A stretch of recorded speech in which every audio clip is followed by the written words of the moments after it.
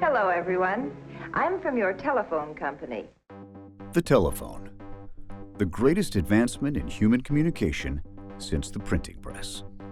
Its proliferation throughout society spurred innovation, created jobs, helped grow the economy, and brought people closer together. Can you bring me my chapstick? But it wasn't without its flaws. You usually had to be stuck in one place in order to use one. Give us that back! No! Stop it! What the? Which could be frustrating.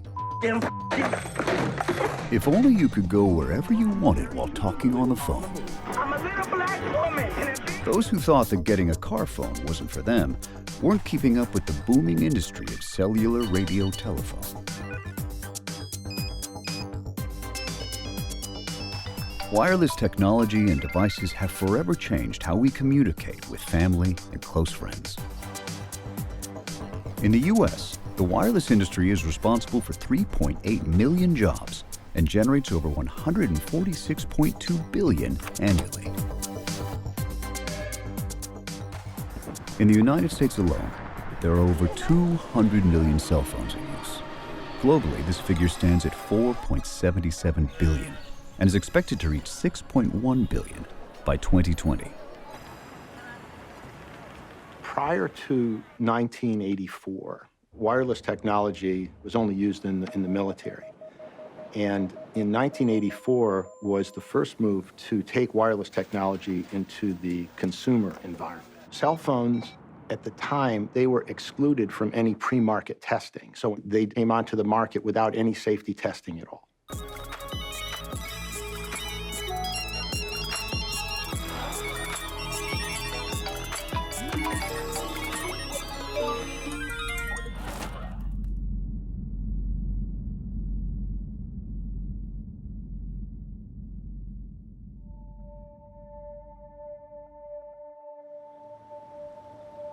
When we evolved on the planet, there was no microwave radiation other than this infinitesimal amount.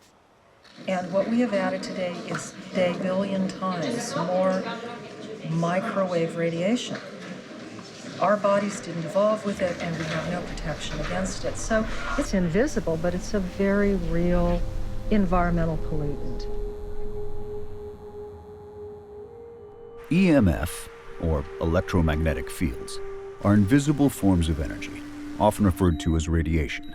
They are associated with the use of electrical power in various technologies, including wireless devices.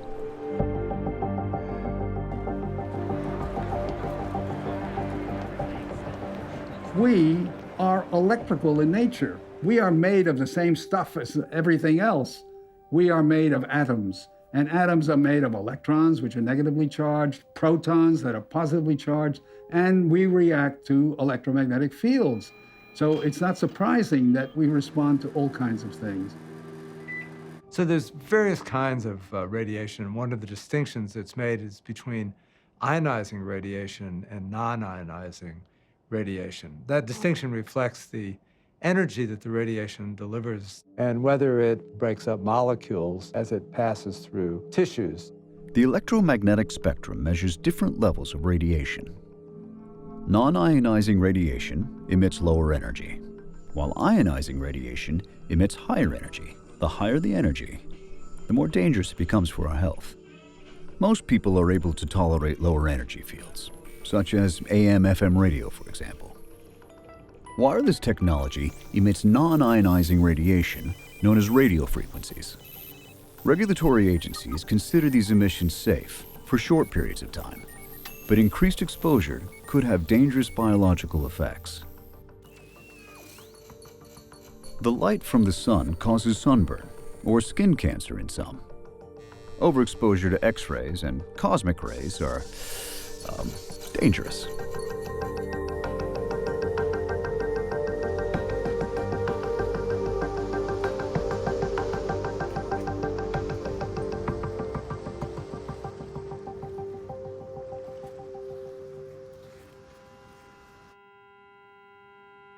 Where there's scientific uncertainty and a need for research is how non-ionizing radiation might cause some of the diseases that are of concern. Some of the diseases we've seen epidemiologically So yes, we know that there's a potential to heat, and then there are questions about whether there are other potential mechanisms.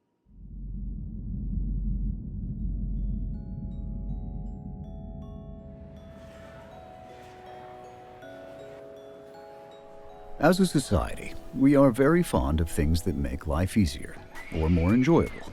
Anything that provides release from the stress of everyday life. But history has shown our enjoyment or dependence on these things can blind us to their adverse effects and influence us to ignore obvious warning signs. To date, scientists have not found any substance as contained in smoke that is known to be responsible for human disease. What cigarette do you smoke, Doctor? Smoking was a major factor. Could where you carry your cell phone make you sick? Some doctors say they're seeing evidence of cancer that could be linked to mobile phones. It's convenient, say many young women. It's probably the most convenient place to put it, especially when you go out. You know, you put your money on one breast and your phone in the other. If I'm wearing a dress ever, I usually just slip it like in the straps or down in the center. I used to carry my cell phone in my bra whenever I'd use a Bluetooth headset because the connection was poor. Otherwise, if it was anything further away, it just wouldn't work well. I don't have a family history of cancer, and so cancer was nowhere in the radar as far as something I thought that I would ever have to deal with in my life. I was diagnosed with breast cancer, and they found 5 tumors pretty much in the footprint of where the phone used to sit, right in the kind of center area of my chest. The morning of my mammogram and ultrasound, my husband and I were trying to locate the lump.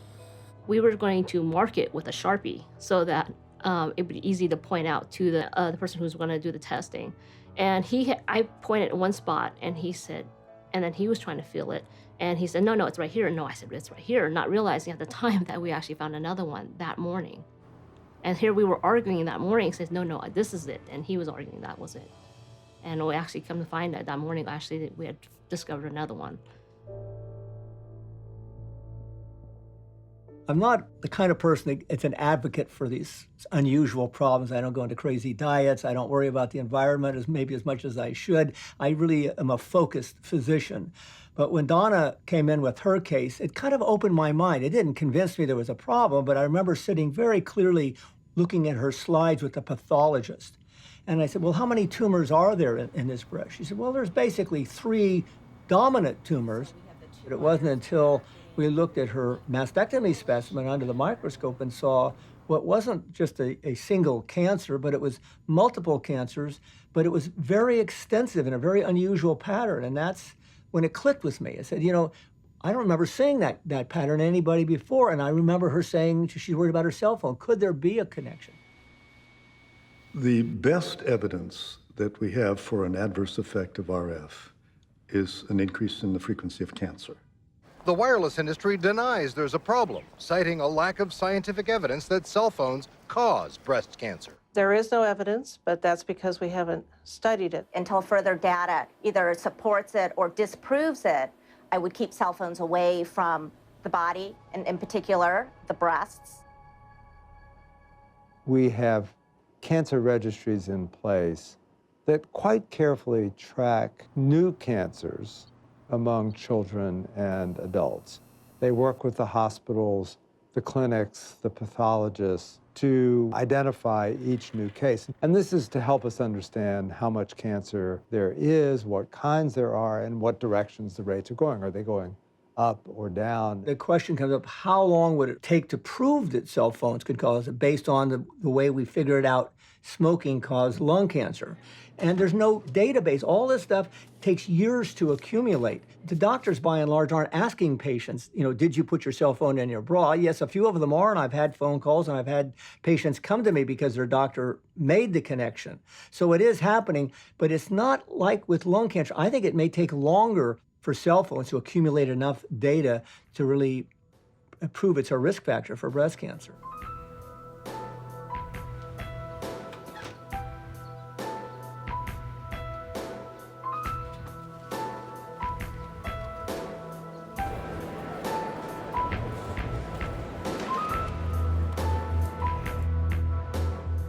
How is it that wireless devices and Wi-Fi have been able to permeate our daily lives over the last 20 years without the public being made aware of the associated dangers?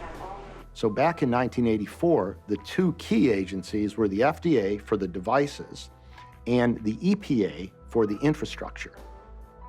The FDA, or Food and Drug Administration, was established to protect and promote public health through the regulation of the food, tobacco, veterinary, cosmetic, and pharmaceutical industries.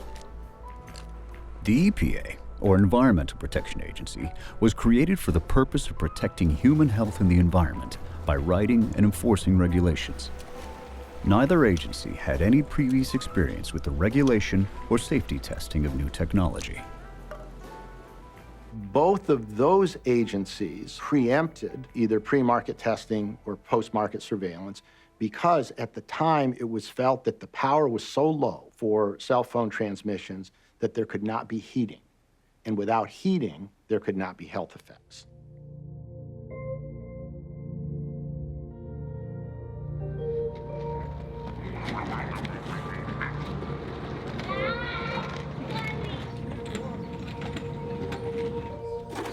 My name's Jamie. I'm from Los Angeles, California. I'm a photographer, and I'm electrosensitive. I'm gonna turn this off. This is a kill switch because it's an electric stove, and like most things electric, it triggers me, so even making something simple and boring like a quesadilla, he's on it? No. All right. Electrohypersensitivity, or electrosensitivity, is the sensitivity to electromagnetic fields in the environment. I think when cell phones first came out, we'd have, the burning feeling, the hot ear syndrome, kind of headache, but didn't think anything about it because we were all told they were awesome and safe. Another aha moment was when we had wireless. Just watching movies on the laptop, the symptoms would start: headache, brain fog, itchy eyes. I just thought maybe I'm staring at the screen too long. I would get a zing when we drive up and down the 405. Every time, especially this tower close to our on-ramp, I would get like a zing. It's like a burning feeling. Electrohypersensitivity, or EHS, is currently not a recognized medical diagnosis. Experts are still divided as to its validity, and the World Health Organization claims there is no diagnostic criteria to link EHS to exposure to electromagnetic fields or microwave radiation. I was diagnosed with EHS in 2011. I became electromagnetically hypersensitive in 2009. There are many symptoms, but when I'm in a high EMF environment or in a place with a strong Wi-Fi, first it starts off with burning sensation in my forehead. Dizziness, fatigue. Pain in the back of my head. Right in my neck and a headache. And my muscles start pulsing or vibrating. Where I feel like I'm going to throw up. Heart palpitations, breathlessness, feeling faint. I left my home for 3 weeks and I didn't have a headache the entire time I was gone. I came back into my house. My headaches returned immediately. Microwave radiation is the ultimate pollutant. You can't see it, you can't smell it, you can't hear it, but you can feel it. Electrosensitivity is something that people have started to describe in recent years, and there are very few studies of it, let's put it that way. But a study was done down at the University of Texas by Dr. Ria, where he had people in a room and actually exposed them to radio frequency signal. And he was able to show bona fide cases where people could identify correctly when the field was on and when the field was not on. If there was somebody that was questioning whether this is psychological or biological, I'd just say, come and live with somebody who's sensitive. It's not even that he's thinking about it and then starts to feel ill. He'll start to feel ill and then we'll notice, okay, something's off. I think a lot of people are having these types of symptoms and have no idea what's causing it. There are so few physicians that deal with any of these issues, and most of them are very expensive. But those are the people that even know what's causing their problems. And there's a lot of people who, when they even do figure it out, those around them are skeptical, and so they don't have the support. Now, what's the difference between me and somebody who's electrosensitive? My body was able to adapt. Why? Well, there are genetic reasons, there are epigenetic reasons. So when you put adaptation into the equation, Now it's even more complicated because the signals don't affect everybody the same way.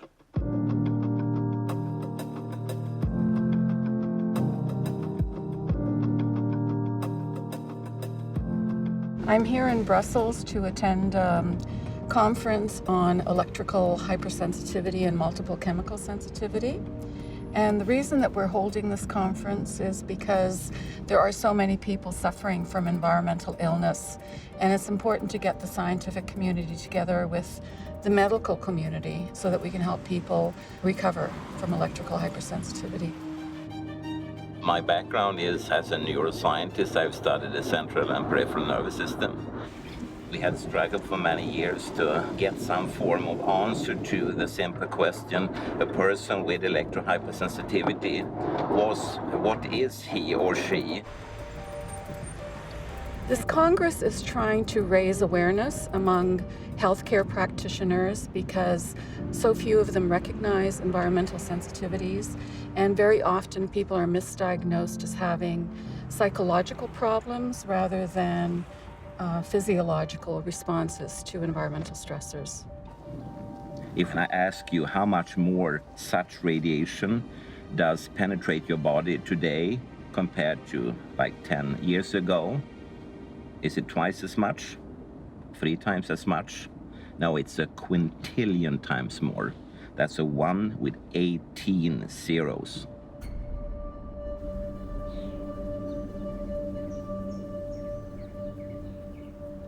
We've been looking for a house on and off for like 6 years now. And because of Jamie's electrosensitivity and other health issues, it's very, very difficult to find a house. The house had been up for sale for a few weeks, and it hadn't even occurred to me to look because it'd been so difficult to find a house. But I thought, you know, we should just look at it anyway. And Jamie walked in and said, wow, this is really great. Like, I could live here, which says a lot. Like, that doesn't happen ever. I walk in, I usually, within half a second, know, yes or no. So we had just put an offer on a house, and Jamie told me that a 70-foot monopole tower was going to be erected about 3 blocks away from our house. It's almost impossible for citizens who don't want a tower in their backyard to stop that because the needs of the masses are greater than the needs of the individual.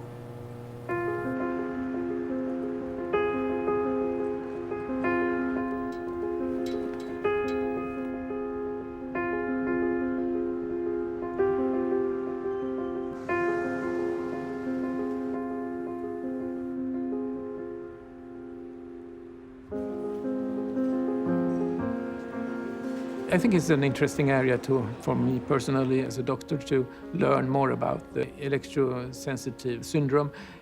And I would hope that there would be criteria for the diagnosis, which we don't have today. My hope is that this should be recognized as a medical disorder and as such get an international code of diseases. That's one thing which is urgent. The other thing is to come up with some kind of treatment advice, because there are different types of treatment. It is recognizable biologically, but the information about how to recognize it biologically is not pervaded through the medical literature. There is an increasing body of diagnostic tests and guidelines that can correlate the exposure of a person to radiation and the physiological effect quite reliably. You can do a blood test, you can do a urine test, you can measure malondialdehyde, lipid peroxidation, you can see what's going on with those cells, and that is a biological measure that says the person is impaired. Recently, Professor Dominique Belpombe from France tested about 700 people who suffer from electrosensitivity. His study showed severe damage, such as damage to the immune system, to the nervous system, and established additional biomarkers for the diagnosis of electrosensitivity.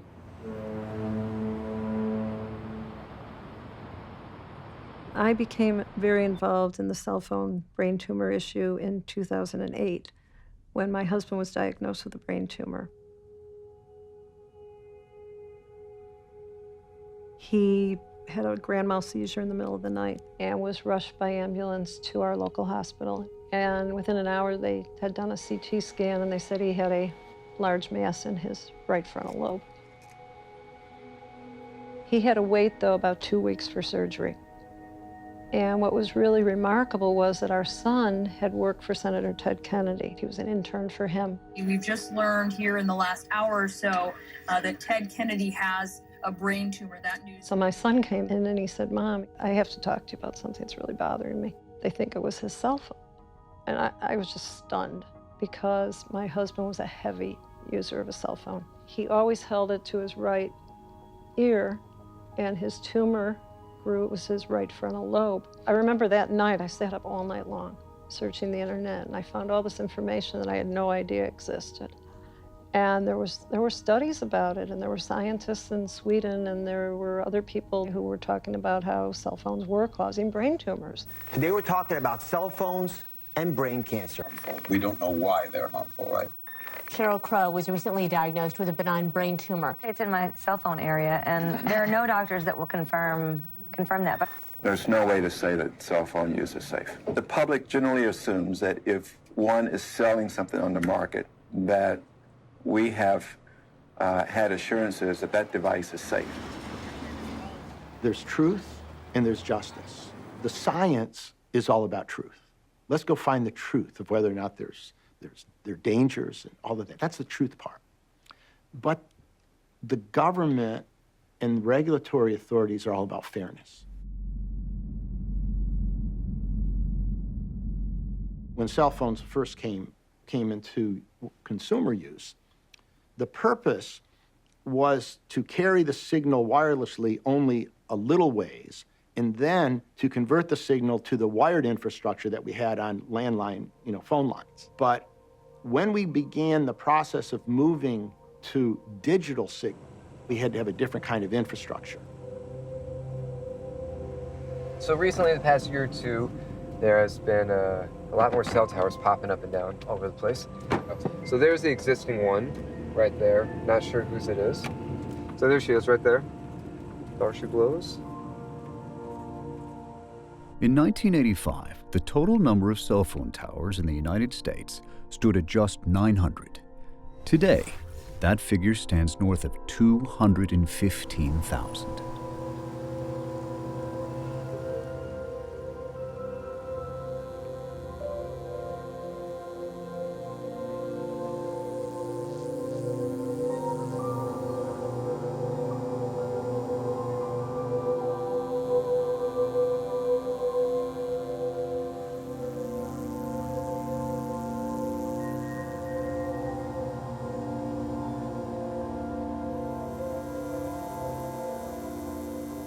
What ended up happening was that the infrastructure that would be required to deliver, cell phone signals and later Wi-Fi had to be spread all across the country in what was called cells. That's why they call them cell phones, by the way. It looks sort of like a beehive, so that every cell was like one of those little circles in a beehive.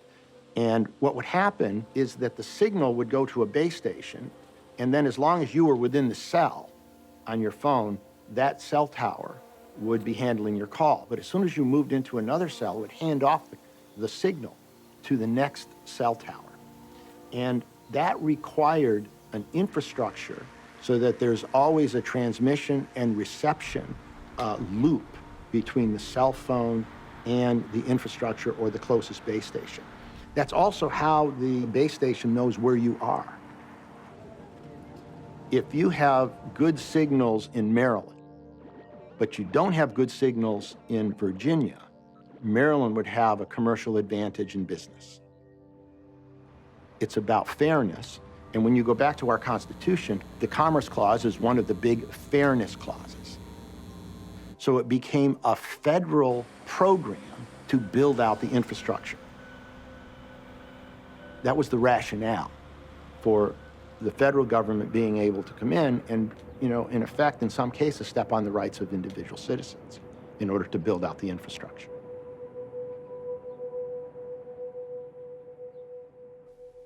It's our system. If you've been following the news, you know a group of Scottsdale parents are upset about plans to put one in operation at Copper Ridge Elementary. The district brokered a deal in which Sprint would pay $1,200 a month to use that tower. Some parents are worried about health effects on the kids, saying the money just isn't worth it. Everyone told us, you're not going to be able to win. You're not going to be able to fight. There's nothing you can do. It's done. It's going up. It's happening. And I said to myself, if and when it does go up, I want to be able to look at it and at least say to myself, I tried. We had like 10 days. So Then I ran around for a week, couple hours a night, trying to get signatures. Right. And then we got enough to go to City Hall, get our foot in the door. my message was that if these cell towers were not safe enough for the fire department to have them where they live and work, then why is it safe enough to have near 3,000 children who go to school and live in the immediate area? That's how it came to pass, that we were able to stop the tower. I live and breathe by this technology. I want to watch something while stuck in the car. I want to be able to justify being stuck in traffic and call my mom or grandma on the phone. It's a typical human thing that, you know, we have new technology, we get very excited about it, we use it, we push it really far, and it has great applications. However, many of those often come with health considerations. And so once those become more evident to the general population, then we hopefully force the government and scientists to come up with a safer way of using that technology. Today, our world is being remade, yet again, by an information revolution, changing the way we work, the way we live, the way we relate to each other. With the stroke of a pen, our laws will catch up with our future. In 1995 and 1996, we began the process of a new Telecommunications Act. And the Telecommunications Act now was, for the first time, written to put the FCC in the role of a policing agency.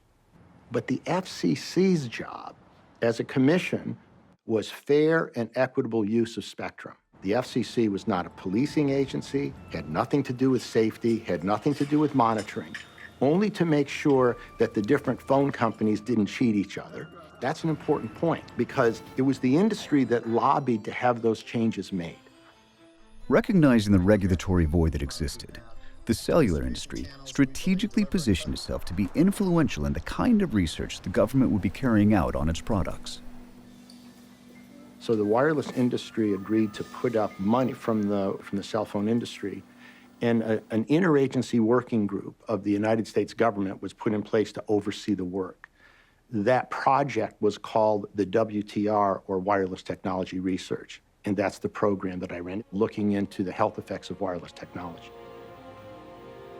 This program was put in place under what we would call a regulatory paradigm. Ordinarily, in a regulatory context, new technologies would be tested extensively before they reached the marketplace, in order to make sure that they didn't present any dangers to consumers. In the case of cell phones, and the wireless industry as a whole, this crucial stage was bypassed.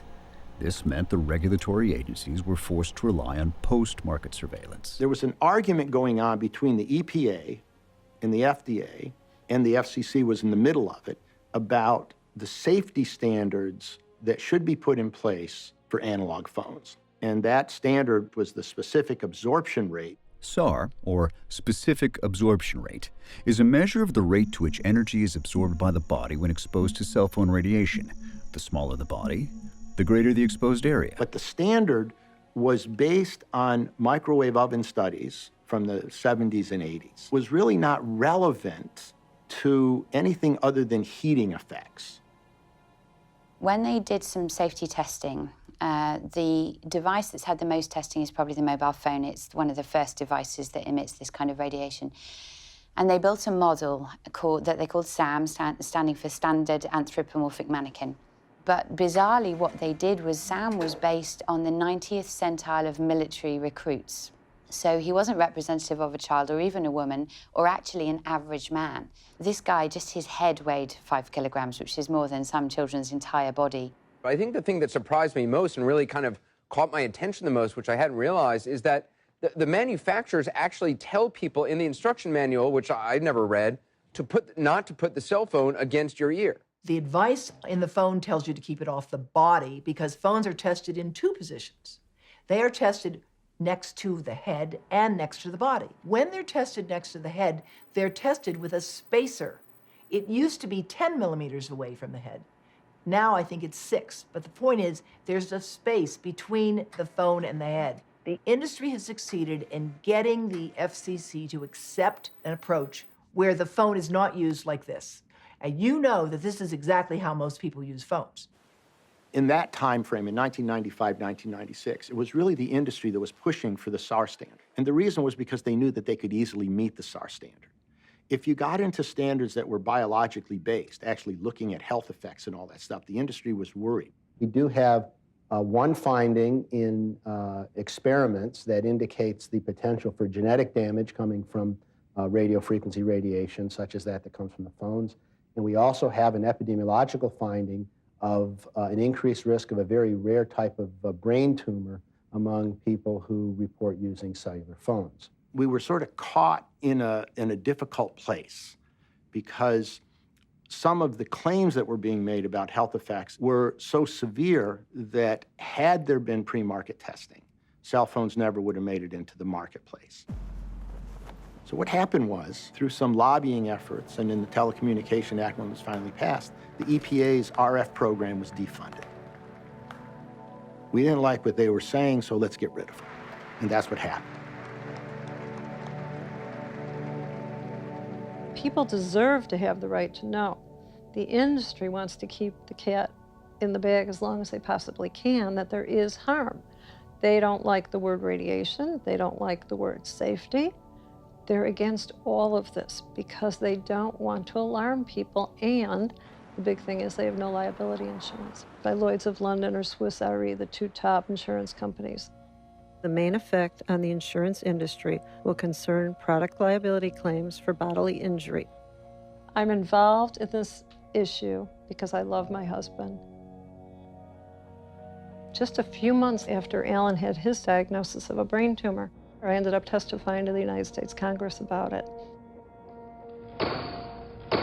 Today's hearing will examine what science is saying about the potential links between long-term use of cell phones and tumors or other health effects. I see this from the public health perspective as being very, very important, that we urgently need more research. We have almost no U.S.-funded research in this area. I'm not a scientist. I'm a human being, a mother, a wife. I do know from my research and from talking with doctors and scientists worldwide that there are major flaws, even in this Interphone study. I have in front of me something right here that says, the Interphone studies always find a statistical significant elevated risk when a cell phone has been used for 10 or more years on the same side of the head where the tumor was found. I'm sorry, but I'm not understanding the lack of correlation here. The FCC is debating the science, and the FCC is a captured agency. They're captured by the telecom industry. There's a revolving door between the telecom industry and the FCC. There's people that have worked at the FCC that now work for the telecom industry. There's people that work for the telecom industry that are now at the FCC. When I myself look at where people go for advice, so where would I go as both a parent and a medical doctor? I look at the World Health Organization, I look at my government and the education authorities and the groups like the Department of Health. And it's very hard now to find groups who are truly independent. All of these groups receive revenue from the telecommunications industry. The wireless industry spends $100 million a year lobbying the Congress. They have very good access to the FCC, so it's really hard to go up against the power of this industry, even when you have the facts on your side. Despite the industry attempts to suppress the findings of the scientific community, scientists continue their pioneering research into the adverse effects from EMF and RF exposures.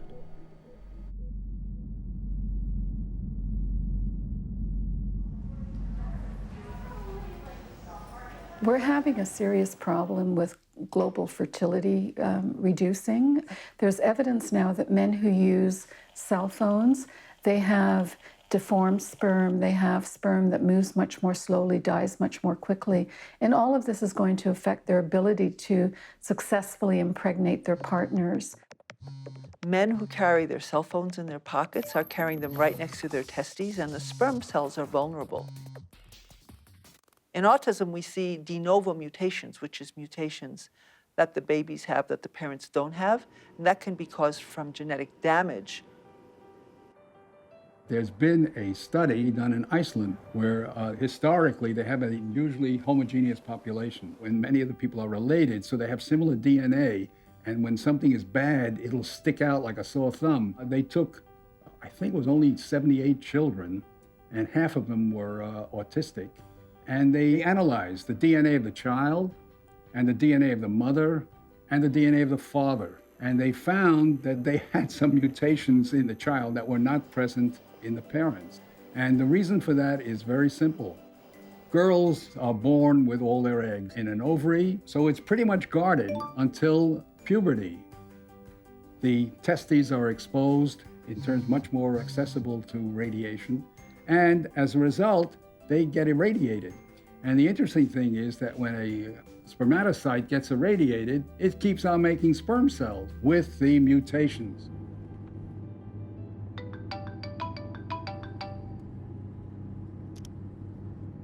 If there is a genetic change, a mutation, that modification will be maintained throughout the life of the individual.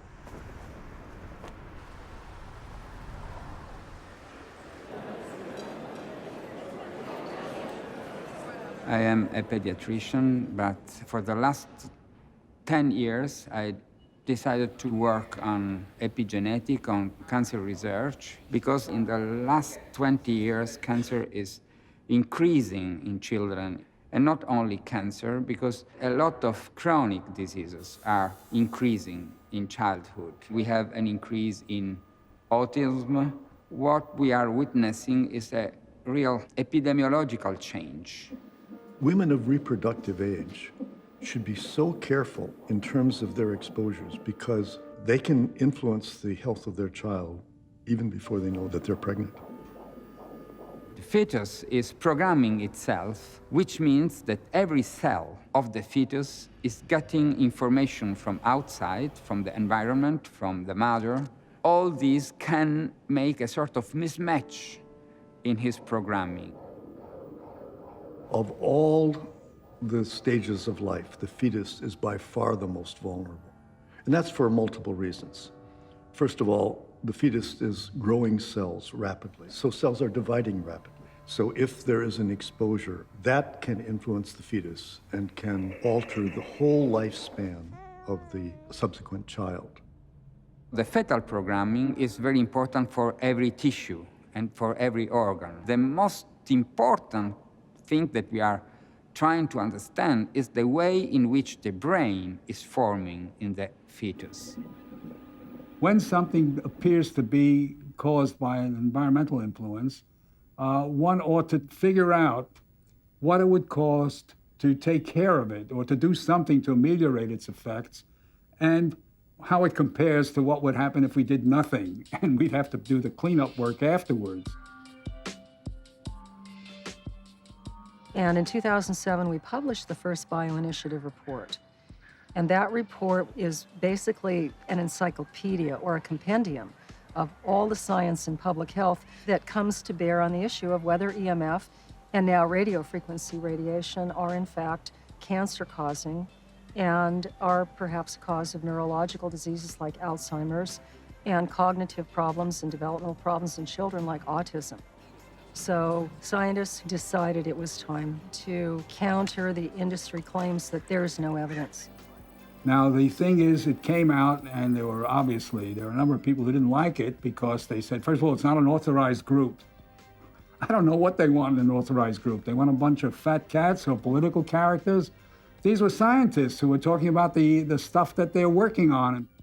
The bioinitiative has been criticized, and it was also considered pretty good. And one of the people who considered it pretty good was the European Parliament, who used that as an argument for saying that one ought to look at the electromagnetic safety standards. Today's research struggles to keep up with technology as more and more aspects of our daily lives become dependent on wireless devices. This is particularly true for children, many of whom have known nothing else other than the age of smartphones and tablets. A little more than 10 years ago, my first grandson was born, and when he was 9 months of age, he could find a cell phone, turn it on, and play a game. So I was, of course, very proud of how smart he was, but I began to look into what we know about the developing brain and how it is affected by different things. I'd been a CDC advisor on lead poisoning, and I knew that the brain doubled in the first year of life, and that we go to great lengths to protect children's brains from lead poisoning. And here we were exposing them to something that had never really been tested. So the more I looked into this, the more concerned I became. I found that Sir William Stewart, who had been Margaret Thatcher's key advisor on chemical weapons, had concluded in a report for the Royal College of Physicians that cell phones should not be used by children aged 16 and younger, and that we really did not have adequate safety information. The more research I did, it led me to conclude that we really didn't know a lot about this device, and it was being proposed and heavily marketed around the world, and this was now 11 years ago. We have a number of barriers in our body to protect important tissues, and we have ones in the brain to protect the brain from toxins and bacteria, heavy metals. And what this means is that some of the toxic things that can be transported in blood don't cross into these very sensitive tissues, so they have barriers. In the case of the brain, it's called the blood-brain barrier.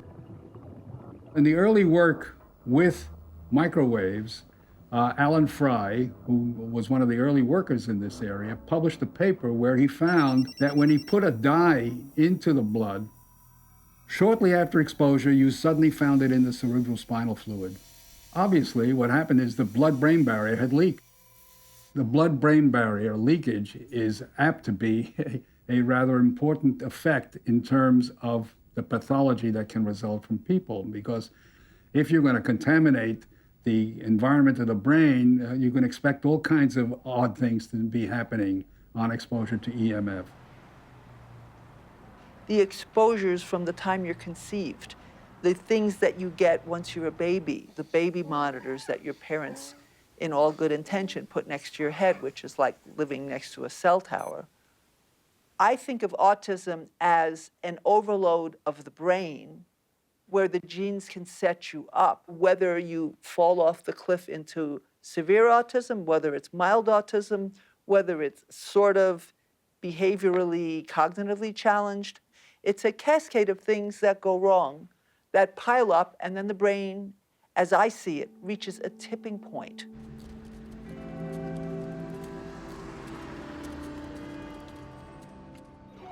The exposures that we now have are unprecedented.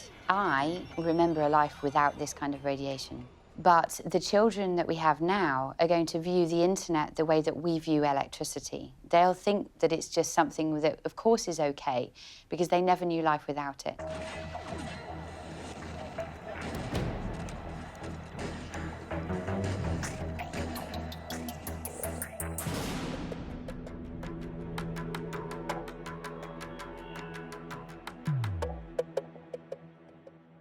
But in terms of legislation to protect children, yeah, the level in classrooms, in my opinion, should be 0.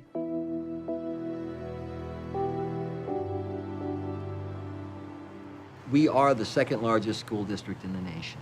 With the demands of the school district and the demands of getting the kids into the 21st century, the school district, the Board of Education in particular, asked the Office of Environmental Health and Safety to take a look at wireless in all its classrooms. And so the district, wanting to move forward with the technology, wanting to meet the demands of the state in terms of the testing that needs to be done, we need to look at how we can accomplish that. And certainly Wi-Fi is really a good fit and a good answer for it. But again, we need to look at that in terms of its safety. And a lot of people claim that even at very low levels, there are adverse health effects associated with these radio frequency exposures.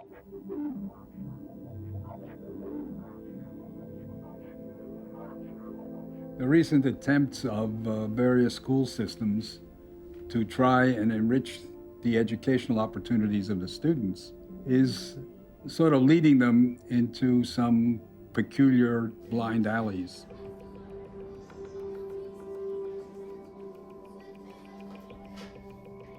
The particular concern is when you have a wireless classroom in schools. You have one router and you have 20 or 30 kids with a wireless laptop. That is going to be a really hot Wi-Fi environment. And those children are going to be exposed to that radio frequency radiation for as long as they're in that classroom. Most of the classrooms were configured in a way where we had longer tables in a classroom. We took some basic information about the devices we were going to buy, the end devices or the tablets or the laptops, the access points or the antennas in the classroom, and you do some calculations based on standard formulas and kind of a model. And basically we took everything that we knew we were going to acquire before we acquired it, and we did some calculations to make sure that the levels were low. Typical configuration, we had a number of rectangular tables that were situated across the room. We had students that were located around each one of the tables. The district felt that we should establish our own internal threshold for acceptable exposure. And so what we've done was we've looked at the available research, and the district has set a threshold of acceptable exposure at 10,000 times lower than the current FCC standards. 25 years ago, when the FCC standards were adopted for thermal effects, we didn't have all of these wireless devices, and the impacts on health weren't epidemiologically visible, which they are today. These are cell-level effects. These are effects on your DNA. They got nothing to do with the level of power, you know, how much punch we're packing to actually heat up a piece of tissue. And this is the part that the FCC won't admit. The standards that we should have are standards that take into account non-thermal, low-intensity effects at 1,000, 10,000, 100,000 times lower. So the phase one of our program rolled out. A number of schools received these end devices, access points were installed, and students began to use them. So what we did was we actually went into the field and we actually took measurements in the classroom. Initially, we would walk through here, getting readings from both sides. We do on the outside the same, we do on the back side the same. Here to get a general feeling of the overall ambient. We focus on the router that is on the ceiling, but we're forgetting to think about all of these 25 additive energy producers in the room. Far exceeds the amount of energy being produced by that single wireless router that's on the ceiling. One piece of this is particularly important, and that is the tablet itself. These tablets are extremely high radio frequency emitters. They have either 3 or 4 or 5 antennas built into the areas where you can hold one. When I looked at the Apple User's Guide, and if you take the time to scroll through it and you look at radio frequency radiation issues, there's a paragraph that will light your hair on fire because it says, a small percentage of people may be susceptible to blackouts or seizures. Discontinue use of iPad and consult a physician. If you experience headaches, blackouts, seizures, convulsion, eye or muscle twitching, loss of awareness, involuntary movement, or disorientation. They test these devices and the FCC receives information. There's a number of different tests that they do. And we found the higher concentrations or the higher field strengths were located when we put the probe located right here in the center. And this seemed to produce some of the higher field strengths right at the task level in the center of all of these end devices being used.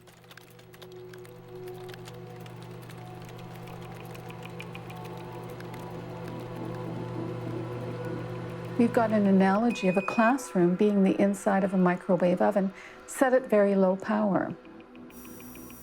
Children are exposed to that Wi-Fi radiation 6 hours every school day, 5 days a week, and for several months during the year. 13 years of school, it's a very disturbing trend that we're setting up by irradiating some of the youngest and most vulnerable people in our population. Most parents are oblivious to this whole issue. They think Wi-Fi in schools is the greatest thing since sliced bread because they have no understanding of the concern. The parents of a 12-year-old student are suing the Fay School in Southborough, claiming the private school's Wi-Fi made him ill. They say he has electromagnetic hypersensitivity syndrome, and radio frequency emissions from the school's strong wireless network has triggered headaches, nosebleeds, and nausea. I used to be the Ashland Education Foundation president, and I ran 7 different campaigns to bring technology into Ashland Public Schools over the years. We have something in Ashland Public Schools called Best Practices for Mobile Devices. In our classrooms, when we're not using the Wi-Fi, we should be turning it off. And when we are not using devices actively, then we should be turning them off. We are the first public school district in the nation to address this. It's fascinating when you look at what's happening with school systems around the world. In France, they had some of the first adopters of Wi-Fi. Now they're recognizing that the Wi-Fi is potentially harmful to school children, so they're getting rid of it in elementary schools. I think the European Union, I think other countries, Canada and Sweden and others, have different approaches to control of wireless technology, and that's certainly their prerogative. If it's just because you don't want any Wi-Fi or radio frequencies, well then, yeah, that's what you do. If that's their threshold of none, well, then that's their threshold of none. It's particularly tragic because a wired computer classroom will not expose your child to radio frequency radiation. People have brought this to our attention, have recommended that a wired technology, fiber optic, for example, is certainly a better way to go and might even be more reliable. And we understand that. But the district, because of what's happened in 2009 moving forward to today, with the requirements under the Common Core program, the testing, and the sheer number of schools and classrooms, to actually meet the timeline and actually go ahead and put 30 drops in an individual classroom is an unbelievable daunting task, and I don't think logistically possible. While hardwired classrooms would greatly reduce children's exposure to radio frequencies, there's still a growing concern that children are spending too much time in front of screens. The American Academy of Pediatrics, their guidelines are no more than 1 to 2 hours of screen time a day. For kids under 3, 0 hours. So I think we need to look at how much of that is interactive screen time and how much is at school, how much is at home.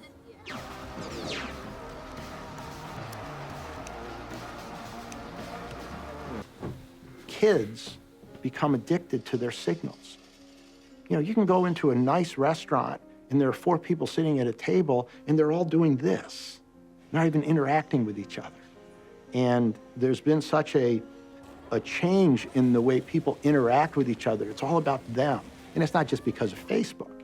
It's all about this is more important than interacting with you. From a psychological point of view, from a development point of view, those things are important.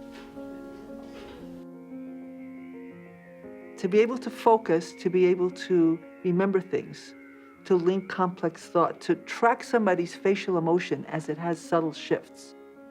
All of these things require incredibly high levels of subtle, coordinated brain function.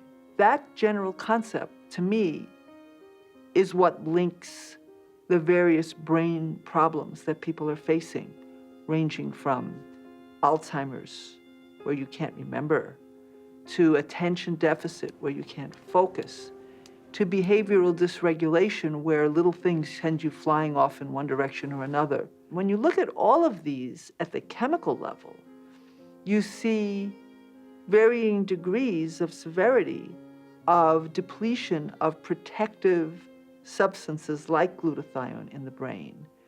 And you see brainwave changes. In addition to that, there's a few things with electronics that seem to impact sleep. The first is the screen itself.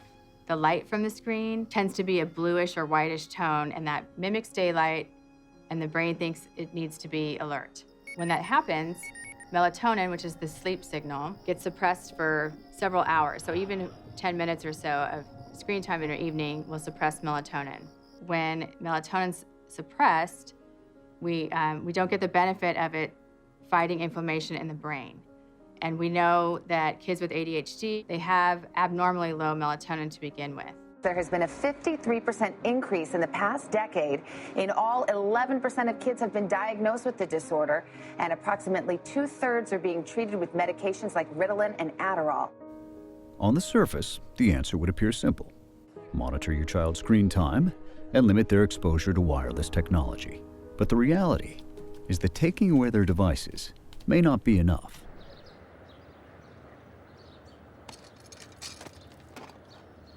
Smart meters are the new or newer meters that are replacing the analog meters on your home, electric meters and gas meters. It uses electromagnetic frequency to send DTE information about power use. This gets rid of the need for meter readers and notifies the power company about outages. But some say such meters are making them sick. Many people who are perfectly fine prior to the installation of the smart meter, that thing goes into their house. They can't sleep. They have headaches, they have depression, and it's coincident with the going in of the smart meter. This is similar to the radiation debate over cell phones and cancer, right? Yes, this is very similar to that debate in that it's the same kind of radiation, and the research into its safety is not conclusive. But here's the big difference. You can choose how often you use your cell phone, right? But with smart meters, you don't have a choice. The frequency with which you are exposed to this radiation is determined by the power company. We're confident in the specs of our meters and the safeness of the meters at this point. What Petco says is happening is that these smart meters send out communications every 4 to 6 hours on a daily basis. But what we're seeing is that these smart meters communicate about 4 to 6 times a minute, if not more. When we lived in Lafayette years ago, it was one of the first areas of deployment of the smart meters. And I absolutely did not want one because I knew that this non-ionizing radiation was not healthy. So I called to opt out, and they said at the time there was no opt-out. And I said, I want this thing off my house. And they did do it. There's a number that one can call in the state of California to opt out of your smart meter. And they do charge you $75 up front, and I think it's $10 a month. It doesn't seem fair to me that we have to opt out of something we don't want. But people can do that. They can call and they can opt out of the meter. The driving force of the 21st century will be powerful processing centralized in the cloud and wirelessly connected to thin clients. Autonomous vehicles will be controlled in the cloud. Smart city energy grids, transportation networks, and water systems will be controlled in the cloud. Immersive education and entertainment will come from the cloud. But such futures won't come to pass unless the pathway to and from the cloud is low latency, ultra fast, and secure. 5G's been approved. The FCC voted on it. It's going to be rolled out. It will be faster and it'll take up more of the spectrum. 5G has an enormous amount of promise. It's expected to enable all sorts of things like virtual reality, self-driving cars. You could potentially download a movie within a couple seconds. With 5G comes the small cell equipment that they're going to be putting on every pole in every city, right outside people's windows, or on fake mailboxes. Nobody has taken into account the cumulative radiation that we are all getting, especially children. And there were no pre-market safety testing on any of this. So many people involved in the science around this issue are out there arguing for massive change to everything, from, tearing down the structure that we have of regulation and public safety, to getting rid of technology, to doing all kinds of things that are extreme. Fact is, none of those things are going to happen. So what can we do now? My son, Zach, and I created California Brain Tumor Association. And the reason we did this was after we started hearing from more and more people who were affected by this, we wanted to start raising awareness about this. And we were able to get cell phone right-to-know legislation passed unanimously in San Francisco. We try to say that it's not about the science, because we always get pushback from the legislators. Oh, the FCC says there's no, conclusive evidence. Unfortunately, the National Institute of Health, these are captured agencies. So we try to say that it's really about giving people the right to informed decisions. And what that means is that the warnings that are now hidden in the phone or in the manual that nobody knows about and sees, if you read them, would be given to the consumer at the point of sale so that they can make informed choices for themselves and for their children as to the safest possible use. So the city of San Francisco passed this law unanimously, and then the industry, the CTIA, Cellular Telecommunications Internet Association, came in and sued. Cellular Telecommunication Industry Association's argument is that it's a violation of their First Amendment rights. They're saying that this is allowing speech to be given to consumers at the point of sale that they are not okay with it. And then it went to the federal court in a non-published decision. They said it violated the cell phone industry's First Amendment rights because it was compelling speech that they didn't want given out at the point of sale. So now we've had similar legislation passed in Berkeley, but what we did here is we learned from our mistakes in San Francisco. San Francisco did overstep their boundaries a little bit in that they had warnings that they were going to give out to people saying, limit your use. Children should not use cell phones. Turn your phone off when not in use. So what we did in Berkeley is have Harvard constitutional law professor Larry Lessig help with the legislation so it would stand up in court. The city expects the industry to file a lawsuit. This proposal would irresponsibly alarm consumers into questioning the safety of cell phones. And of course, the industry did sue just a couple of weeks later. Here it is. It seems kind of short-sighted.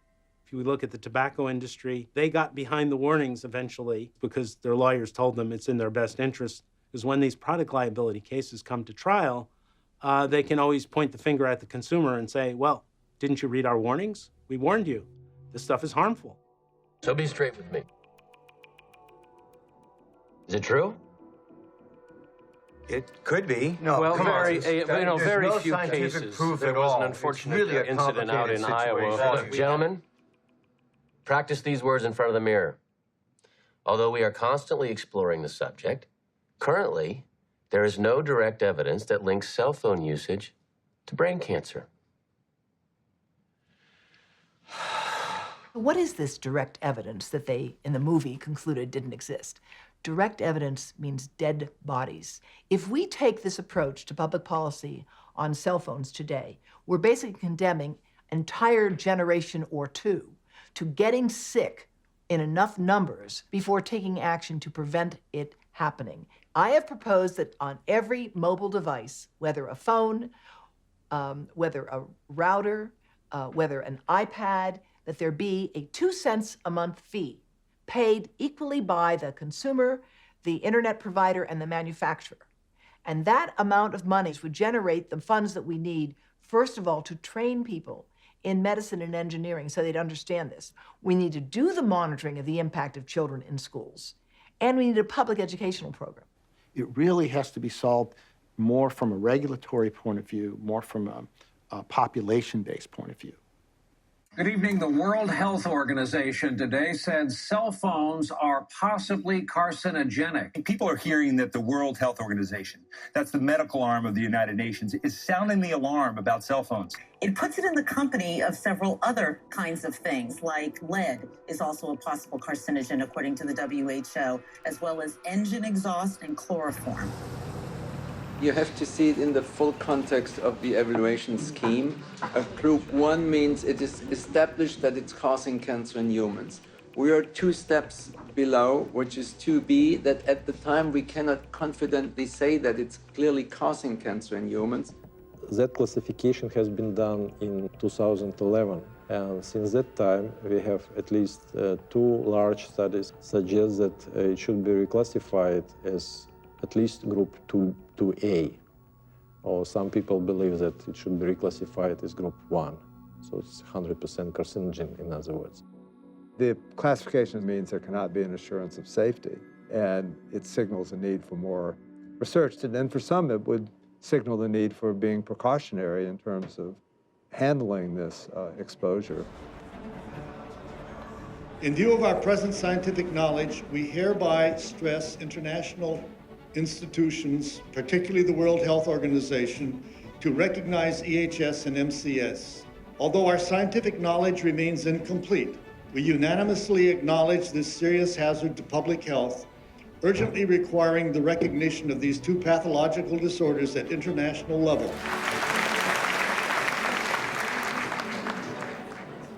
What is really needed, and what this conference was intended to provide, is a strong statement to the World Health Organization that there is sufficient scientific evidence today to classify electrosensitivity as a medical condition, and what this will do is go a long way toward letting physicians know they've got to get educated and learn to begin to treat patients with this condition.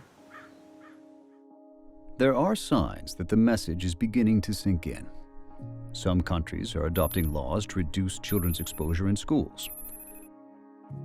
The European Parliament and some European legal courts are starting to acknowledge the correlation between EHS and radio frequency exposure.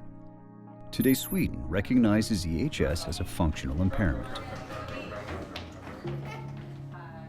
If the World Health Organization recognized electrosensitivity as a real thing, I think it would help in a lot of ways. You know, if talking to teachers about it, if you could show them, it's not just me, the parent, it's the doctors, the scientists. I think financially it would make a difference. Financially it would make a difference, I mean, if it was something that health insurance companies recognized and we could have, right now all the treatments that he does is purely out of pocket and it's quite expensive. Yeah, I've been addressing a lot of issues with myself health-wise, mold in my system, chelation, getting metals out of my body. But I've noticed since the past year that I've been doing all this that my sensitivities have gone down. I don't feel like a text from across the room. I don't get headaches, every time I drive by the towers on the freeway. When this first came up and we realized that we might have some sensitivity issues in our house, the first thing we did was just turned off the wireless at night. And that seemed like the easiest first step. We hardlined completely and we have the plugins. Yeah. Here's what helps us hardline. Plug it into here. Signal's going through the walls. It's gonna come out here. And welcome to my office. Plugging in here, grab the signal and send the signal through this Thunderbolt here. I can still use a laptop computer and take it anywhere in the house I want to, but I just plug it in to whatever the nearest outlet is.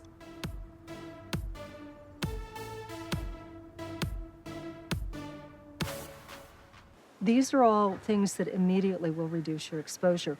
Use a wired earpiece. Concentrate on speakerphone. The worst time to put a phone right next to the head is when you say hello, because it's programmed to go to max power. 100 times a minute, it says, where are you? Here I am. Where are you? Here I am. We can change that. You can program it to do that less often. You can have it go, as the Android system does, into a deep sleep so that it doesn't always ping you back and forth. Be aware of the number of sources of wireless that sneak into everyday life. As you layer up, your dose actually is larger and larger as we're at the same time deciding we have to have lower and lower exposures to protect our health, our sleep, and the next generations. Because of my sensitivities, we want to address it at the boys' school because all the schools are wireless. Every school is wireless. So we asked them, at least if they're going to be in that all day, can we at least take out one of the factors and not have their laptops be wireless? So by doing that, we were able to convince them to hardline their computers. Nowadays, because there's so many kids that have food allergies, that we've explained it to the teachers and the other kids in the class as kind of a similarity. Just as you wouldn't make every kid in the class eat peanuts because some kids have a sensitivity to that, please don't make every kid in the class use wireless. Alan's situation now is that he's been fortunate. He's alive and doing fairly well 8 years later. He does have to go for MRIs every 4 months to see if there's any new growth, and thankfully there has not been. I live 6 months at a time. You never know when you're going to come out and it's going to be, they're going to say it's growing again. She sees what I'm going through and what our family's going through and doesn't want to see that happen to anybody else. Just calling it Right to Know says what it's all about. I'm really proud of you. All this work is in response to my illness, And it means a lot to me. Thanks. It's a very, very tough fight, and it's been a long time. I've been involved in this for about 8 years, and there's times where I feel like giving up, and then there's times where I say, no, we're going to make progress. I'm not going to stop, and it's usually when I hear from more and more people every day that are sensitive to wireless, or I hear from people every week or two that their spouse has a brain tumor that they think is from their cell phone, then I say, I'm not giving up. I do have a certain sense of optimism that eventually the right thing will happen, like it did with tobacco, like it did with asbestos.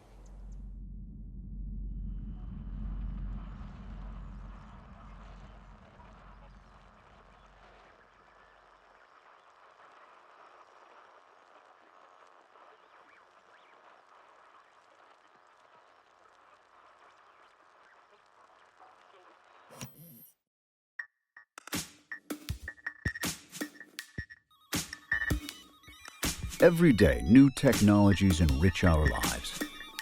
5G and all its wonders is coming to a lamppost near you. So take precautionary steps to reduce your exposure. Whenever possible, favor good old-fashioned wired connections. Use airplane mode as much as you can.